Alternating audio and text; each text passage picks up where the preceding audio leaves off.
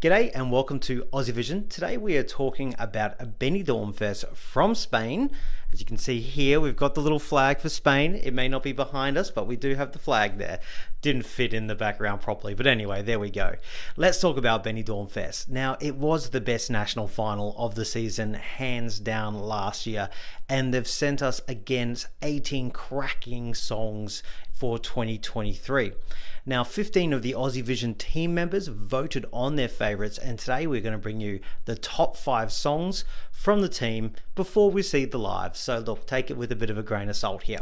Let's get started with number 5, which is FM with Oof. Now, 1/3 of the team put this song in their top 3, which is pretty high. No first places, but a lot of seconds and thirds, which is very impressive.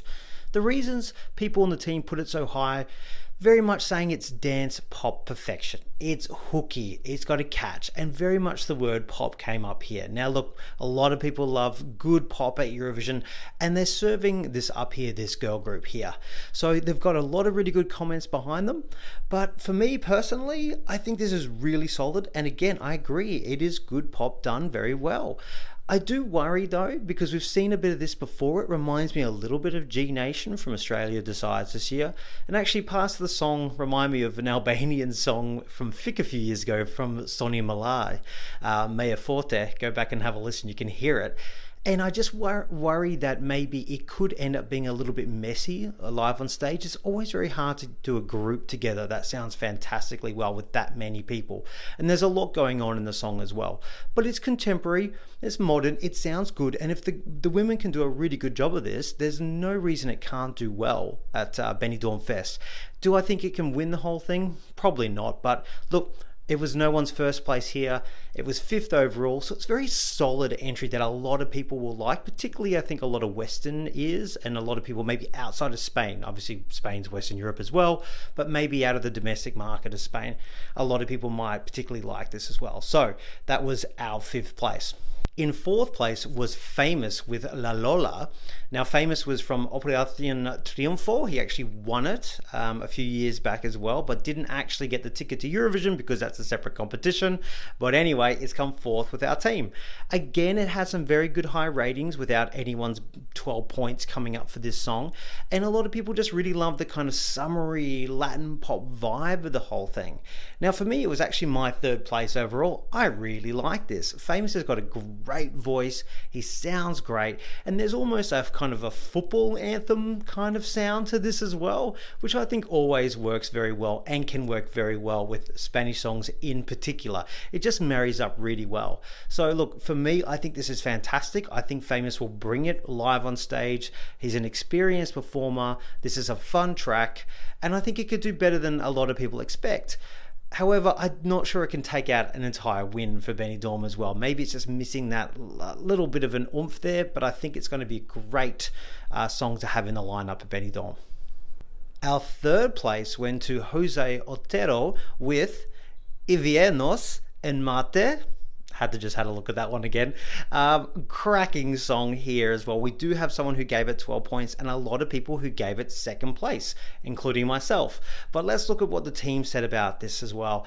A lot of people really like the fact that this stood out compared to there's a lot of pop songs in there, and there's a really big vocal here, and they loved his voice. They loved the drama of it. They loved the kind of build from a kind of a deeper part of his vocal up to the falsetto as well. So sounds like a great vocalist, a lot of drama coming into the song, and in particularly that final minute, it really does sort of erupt, and so a lot of people loved this. I personally did as well. I think the vocal's fantastic. I think just the whole thing has so many layers to it as well. Really nice production, really nice vocal. I do worry, and this is saying from someone who loves the song, that perhaps all this vocal and all this production and drama may be hiding the fact there's not much of a great song behind it. But you know what? Sometimes that doesn't matter. Like, it's a good song, don't get me wrong. It just might not be amazing. But his vocal performance and the whole drama of a live performance might be enough overall to get him over the line. Who knows? There's a little bit of Blast Canto in places which didn't do so well, obviously, at Eurovision, but this song has so much more than Blast brought. But let's see how it ends up going live. I think this could win a lot of people over if he does a fantastic job. Again, I don't think it's bringing anything new to Eurovision. It'd be a very solid entry, but it would be interesting to see how it goes. It's all going to depend on this live because you can just hear that in the song. So hard to judge off the studio, but a lot of people in the team, including myself, love it, and it's our third place. Our runner-up from the Aussievision team is Magada with Arcadia. Now, this is a really interesting song, and it was loved by a lot of people in the team who wouldn't normally go for something so heavy, but it really has a lot of drama when it starts, and you just take notice of it straight away. How could you not? And a lot of people have made comparisons, understandably, to Hatari from Iceland in 2019. It definitely has that sound, but there's a lot of melodic elements there. There is something to hang on to with this song, and it just has been done very well. We do hear this kind of stuff a little bit in national finals, and they always seem to do very well without ever taking out the crown most of the time, Hatari accepted, of course. So there is some love for it. It does stand out in this field again, and I do think it would stand out at Eurovision as long as no one else was doing the genre. So I don't think this would be the worst thing to send, and I do think it could do really quite well as long as it's a relatively clean performance from the whole thing. So this is a great entry, potentially. This is not my cup of tea, and I have not voted it high, but I can still recognize the fact that people will like this, and I think it's not too bad, and obviously it's come second in the team. I don't agree, but you know what, that's fine. Like, you know, we all have different opinions, but I can also look objectively and go, this could do well in the end. So that's the runner-up from the Aussievision team, who has taken out first place. Well, the winner from the Aussievision team is Agony with Quero Ade.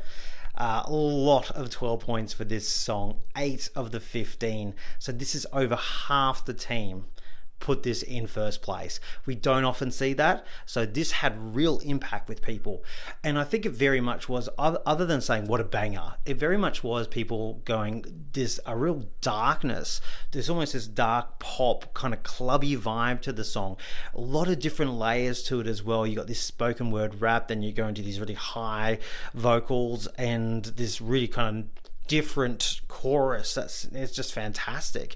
It really has first impact listen as well, and there are some similarities to other artists. Now, two came up a lot in the Aussievision team when looking at this song. Maruv, Siren Song, that kind of big brass instrumentation used a lot in Eastern Europe and a lot of their pop. You could hear that in this song as well, and it works really well. I think that's what gives it that nice big dark clubbiness as well. It works really well alongside it with that brass.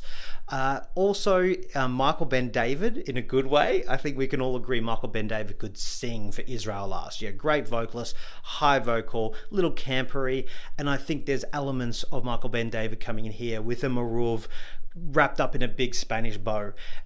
So I think all the good elements of Michael Ben David put into a song could be fantastic. Obviously, I think Agni needs to be able to form this really well, and I think from what I can see of his lives in the past, he can. I do worry. I mean, this is my 12 points. I loved it. First impact was just blown away by it. It was absolutely fantastic. I think I came out and was like, this could be like Eurovision winner worthy. Then I listened to it again and again, and I must say, I think it loses impact the more you listen to it, but in a way that's its strength, because at Eurovision, at a national final, Benidorm, you need first listen and first impact, and this really has it. It's got some unusual structure to the song, which I think could end up making it potentially really messy or just wonderful. I don't think there's a lot of difference between the two. I think it's going to be either fantastic or it's going to be a bit of a hot mess, and maybe even a really good hot mess in a way, who knows. But I think there's a lot to give with this song. I think it's got something special, and a lot of people love it, and people in the Aussievision team were very much saying, just send it. Send this song, Spain. Now, on the studios, I definitely would. It's fantastic. But it all comes down to the live, and there's some very special songs that haven't made our top 5. A lot of the songs that the Spanish public really love, but of course there's also the jury for Benidorm Fest that need to be taken account as well. So those are our top 5. We'll have a link to the results of our full top 18. Please don't be upset with us Spanish fans, because there's some results there you won't like. But that's just the view of the Aussievision team, and I'm sure things can definitely change once we get the live. So, muchas gracias. Adios. Till next time. Thank you.